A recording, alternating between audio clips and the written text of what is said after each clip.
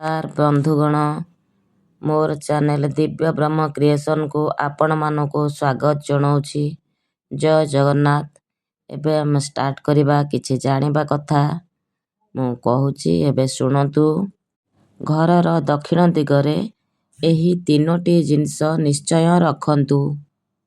ଏହା ରଖିବା ଦ୍ୱାରା ମାତା ଲକ୍ଷ୍ମୀ ପ୍ରସନ୍ନ ହୁଅନ୍ତି ଏବଂ ପଇସାରେ ଭର୍ତ୍ତି ହେବ ଆପଣଙ୍କର ଟ୍ରେଜେରୀ। ନମ୍ବର 1, ଘରର ଦକ୍ଷିଣ ଦିଗରେ ଝାଡ଼ୁ ରଖିବା ବହୁତ ଶୁଭ ମନାଯାଏ। କାହିଁକି ନା ଝାଡ଼ୁରେ ମାତା ଲକ୍ଷ୍ମୀ ବାସ କରିଥାନ୍ତି। ଏହି ଦିଗରେ ଝାଡ଼ୁ ରଖିବା ଦ୍ୱାରା କେବେ ବି ଧନର କମି ହୋଇନଥାଏ। ନମ୍ବର 2, ବାସ୍ତୁଶାସ୍ତ୍ର ହିସାବରେ ଘରର ଦକ୍ଷିଣ ଦିଗରେ ଏହି ତିନୋଟି ଜିନିଷ ରଖନ୍ତୁ। ଏହା ଦ୍ୱାରା ଟଙ୍କାର ବର୍ଷା ହୋଇଥାଏ। ଘରର ଦକ୍ଷିଣ ଦିଗରେ ପକ୍ଷୀମାନଙ୍କର ଫଟୋ ଲଗାଇବା ଘର ପାଇଁ ଶୁଭ ହୋଇଥାଏ। ଏହା ଦ୍ୱାରା ଘରର ପଜିଟିଭ ଏନର୍ଜି ସଞ୍ଚାର ହୋଇଥାଏ।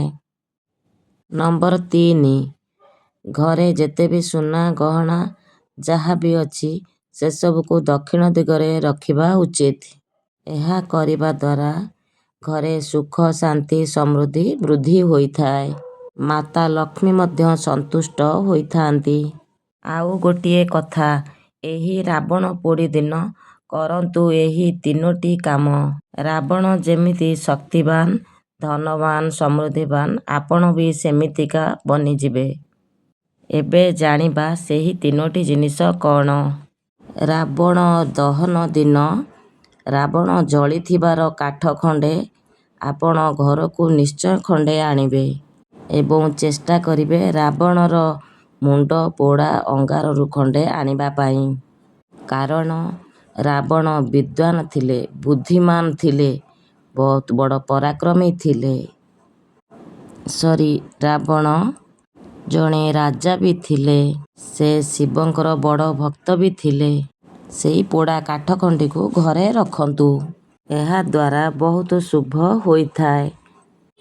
ନମ୍ବର 2, ଦଶହରା ଦିନ ଶମୀ ଗଛକୁ ପୂଜା କରନ୍ତୁ।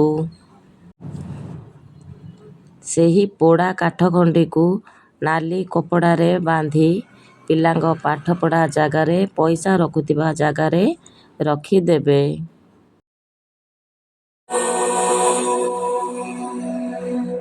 कृष्णाय वासुदेवाय हरये परमात्मने प्रणतः क्लेशनाशाय गोविन्दाय नमो नमः।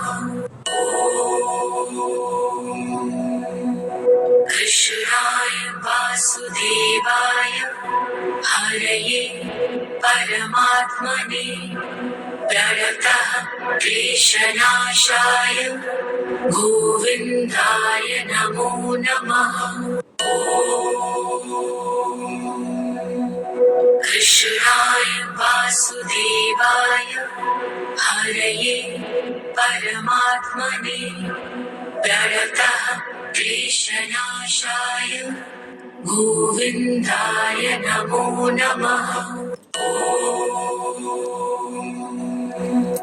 कृष्णाय वासुदेवाय हरये परमात्मने प्रणतः क्लेशनाशाय गोविन्दाय नमो नमः।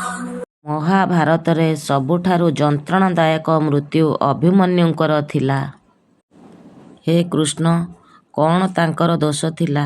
କାହିଁକି ତାଙ୍କୁ ଏମିତି ଯନ୍ତ୍ରଣାଦାୟକ ମୃତ୍ୟୁ ଦେଇଥିଲେ?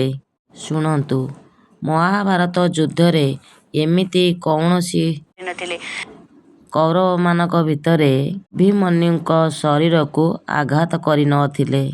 1 ଘଣ୍ଟା ଧରି ତାଙ୍କ ଶରୀରକୁ ଖଣ୍ଡ ଖଣ୍ଡ କରିଦିଆଯାଇଥିଲା। ସମସ୍ତେ ମିଶି ତାଙ୍କର ଖଣ୍ଡ ବିଖଣ୍ଡିତ ଶରୀରକୁ ଏକାଠି କରି ଶବ ସଂସ୍କାର କରିବା ପାଇଁ ବସିଛନ୍ତି। ସେହି ସମୟରେ ପ୍ରଭୁ ଗୋଟେ କଣରେ ବସି ହସୁଛନ୍ତି।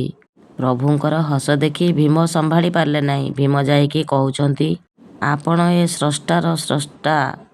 ମୁଁ ମାନୁଛି ଏଇ ଯୁଦ୍ଧ ଆପଣଙ୍କ ଜାଣିବାରେ ହେଇଛି।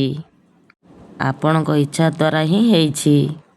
କିନ୍ତୁ ମୁଁ ବୁଝିପାରୁନାହିଁ ମୋ କୁଳର ଗୋଟିଏ ପୁତ୍ର ଯେଉଁଭଳି ଭାବରେ ଯନ୍ତ୍ରଣା ଭାବରେ ସେ ମୃତ୍ୟୁବରଣ କଲା, ସଂସାରରେ ଏହିଭଳି ଦୁଃଖ ଆପଣ କାହାକୁ ଦେଇନଥିବେ। କିନ୍ତୁ ଆପଣ କାନ୍ଦିବା ବଦଳରେ ଗୋଟେ କୋଣରେ ଠିଆ ହୋଇ ହସୁଛନ୍ତି। ଆପଣଙ୍କର ଇଏ କି କପଟିଆ। ଶ୍ରୀକୃଷ୍ଣ ଭୀମକୁ କହିଲେ, ଭାଇ ଆପଣ କେବେ ବୁଝିପାରିବେନି। ମୁଁ ଜାଣିଛି ଅଭିମନ୍ୟୁଙ୍କର କଷ୍ଟଦାୟକ ଯନ୍ତ୍ରଣା ମୃତ୍ୟୁ ଥିଲା। ସଂସାରରେ ଏହିଭଳି ଦୁଃଖ କାହାକୁ ମଧ୍ୟ ମିଳିନାହିଁ। କିନ୍ତୁ ତୁମେ ତୁମ ଦୃଷ୍ଟିକୋଣରେ ଦେଖି ଦୁଃଖ ପାଉଛ। ତୁମେ ଯଦି ମୋ ଦୃଷ୍ଟିକୋଣରେ ଦେଖିବ ତେବେ ତୁମେ ମଧ୍ୟ ହସିବ। ମୁଁ ଏଇ ଆକାଶକୁ ଚାହିଁ ଦେଖିପାରୁଛି ଅଭିମନ୍ୟୁର ତା'ର ଗୋଟେ ଘଣ୍ଟାର ଯୁଦ୍ଧ ସମୟରେ ମୁଁ ତାକୁ ଯେଉଁ ଯନ୍ତ୍ରଣା ଦେଇଛି, 200 ଜନ୍ମର ଦୁଃଖ କଷ୍ଟ ଯନ୍ତ୍ରଣାକୁ ମୁଁ ମୁକ୍ତ କରିଦେଇଛି। ତେଣୁ ଆଗକୁ ସେ 200 ବର୍ଷ ଜନ୍ମ ପର୍ଯ୍ୟନ୍ତ ତା'ର କୌଣସି ଦୁଃଖ କଷ୍ଟ ଯନ୍ତ୍ରଣା ଆଉ ଭୋଗିବ ନାହିଁ। ସେଥିପାଇଁ ଗୋଟେ ଘଣ୍ଟାର ଯୁଦ୍ଧ ଭିତରେ ମୁଁ ତା'ର ସବୁ ଦୁଃଖ କଷ୍ଟକୁ ଶେଷ କରିଦେଇଥିଲି। ଜୟ ଶ୍ରୀକୃଷ୍ଣ। ବନ୍ଧୁଗଣ, ଆଜି ପାଇଁ ଏତିକି। ରହୁଛି। ଜୟ ଜଗନ୍ନାଥ। ପୁଣି ଆସିବି ଆଉ ଗୋଟିଏ ସୁନ୍ଦର ନୂଆ ଭିଡ଼ିଓ ନେଇ।